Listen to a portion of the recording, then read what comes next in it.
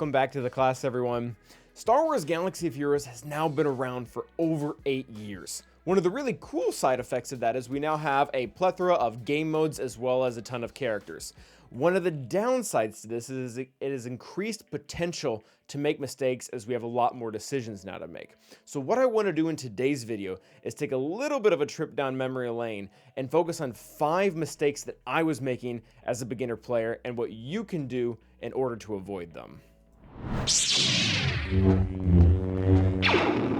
So these might seem obvious to some of you out there who are a bit more experienced players. If that is your situation, congratulations, you're doing very well. For anyone who does not already get a firm grasp on this, I do think these are going to make a real difference in your overall play structure and what you're going to do. And you can see below me, there is currently a list of all the things we're going to talk about. So let's just get right into it. The first thing we need to understand as a beginning player, really anywhere in the game, is that the Chromium Mega Packs that you used and you were taught to use in the tutorial to unlock characters are bad. And for actually 2 main reasons, which are both important. Number 1, the overall value here just isn't very high. They cost 2,500 crystals, which is a lot. There are better ways to use the resources, which we will get to in a second. But in addition to that, this is terrible for roster building. Like, let's say that you're out there right now and you're wanting to build up a new Phoenix team with Commander Rex, and you're just like, oh, if I buy this, I have a pretty good chance to get a Phoenix member. You don't. You don't at all. You might get Logray, you might get Mission, you might get Paplu. And even if you do get one of the characters that are actually kind of good, like Kakatarn and Queel and L3, they're good characters.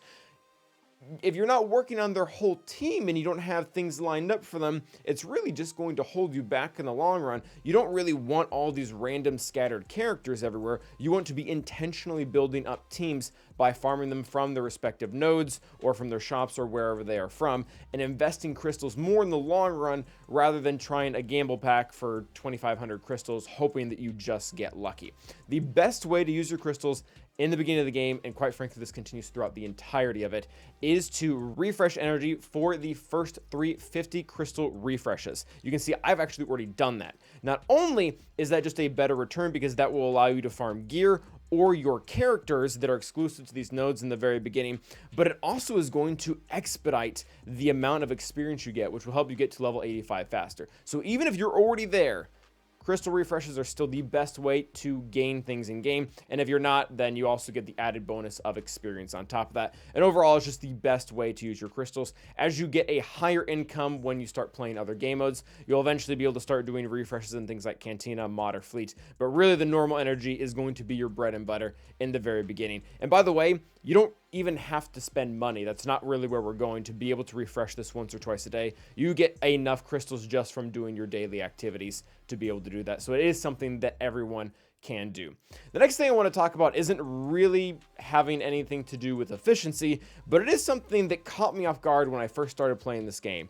I remember there was a raid going on, I believe it was the tank raid, and everybody was in here talking about you need to use SWGOH. SWGOH. And I know Star Wars pretty well, but I was very confused because even when I went to look through the roster, because there were a few characters I didn't know, like HK or Nihilus or stuff like that, who I eventually, learned afterwards. But I couldn't find the SWGOH character, and I'm like, are they talking about SWGOH? And lo and behold, there is this whole list of acronyms out there that are being used to not only describe characters, but are also being used to describe different parts of the game or just general gaming terminology, like WAI, working as intended, or squishy, meaning that the character is not very tanky, things like that I just had no idea about. And it was quite frankly just a little bit frustrating, whether it was in my guild chat in game, on Discord, or even watching YouTube videos like this, when someone's out there saying like,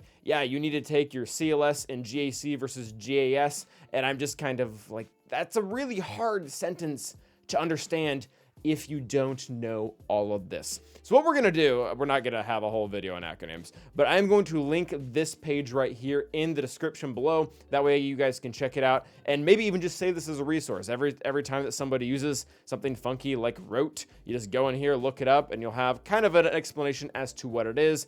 This is brought to you by SWGOH.wiki, by the way, giving full credit to them. I did not make this list. There are some other resources like this out there, but I found this one to be one of the better ones. And ultimately it'll at least get you a starting point to understand, again, basic concepts like the characters' names, the game modes, etc.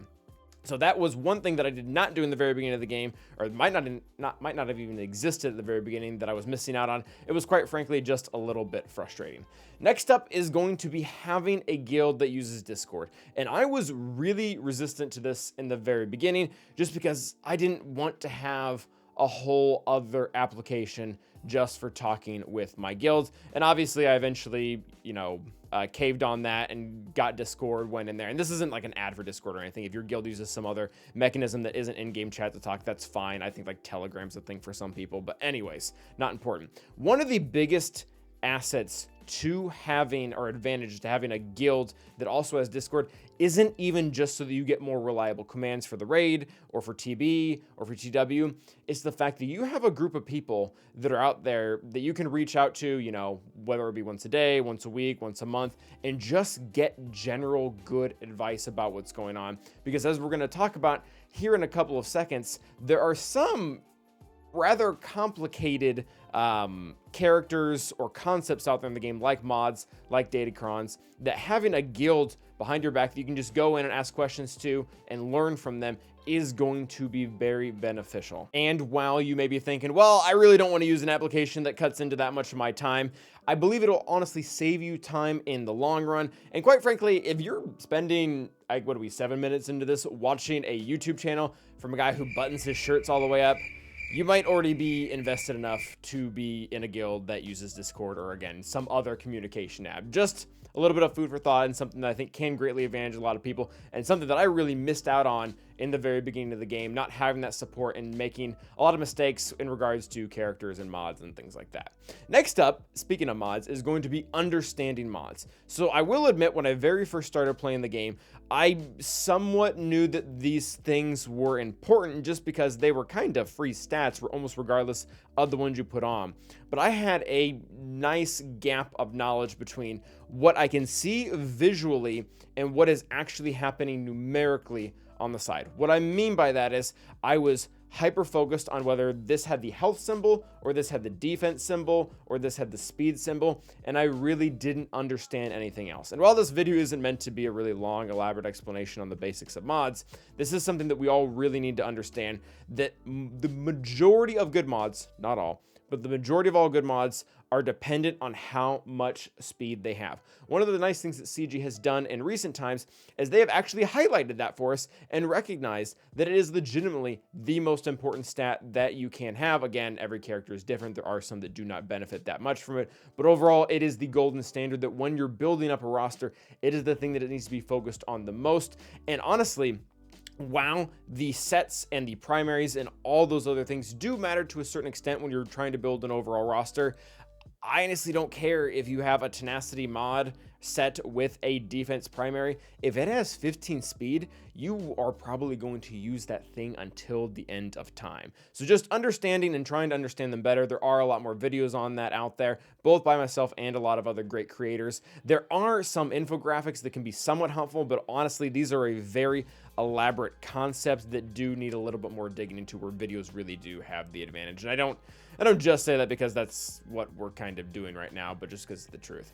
And last but not least is going to be understanding that lore does not typically or usually relate to in-game power. What I mean by that is, when I first started playing the game, I came in and I farmed up this character called SWGOH because he was really easy to farm up, because he was in the Squad Arena store, which is a currency you get a ton of, and you can get the character very quickly.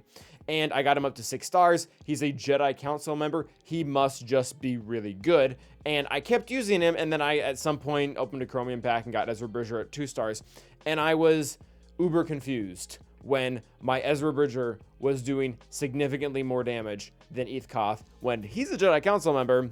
And Ezra Bridger is like a Padawan in a time when there weren't a lot of Padawans, so he wasn't really being trained to its fullest extent. It didn't make sense at all. And that is just a grand concept in the game that we need to understand as a whole, because if we're really looking at lore, any Force user with a lightsaber is probably going to beat every single non-use Force user without a lightsaber, and that's just not the case. That's really where, again, kind of plugging YouTube here, where a lot of creators out there that make the ranking videos of like top teams or best characters or best legendaries and all that jazz, that does become important. Even while there might be some differences between, say, Arnold, Zareth, Sanjita, myself, we're ultimately all going to be giving very basic advice at the least, like saying that Kit Fisto is not nearly as good as Kyle Katarn or Jolie or Jedi Anakin or General Kenobi. And those can serve as a really good baseline. You can compare and contrast between all of us if you have that time and are so inclined. But ultimately, having some type of knowledge that lore does not entirely relate to how the game works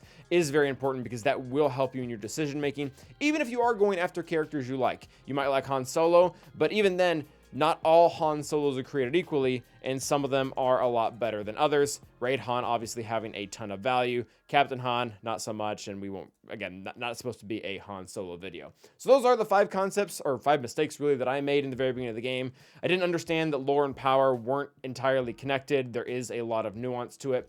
Understanding mods was very important. It's something that I put off for the longest time, but it is something we need to get down. Speed being the highest priority if you don't want to understand anything else. Having a guild that uses Discord is a great advantage and something that I missed out on for a long time in the very beginning of the game. If you need help with acronyms, there are resources for it. They're in the description. Check it out. And last but not least, Chromium Packs are terrible.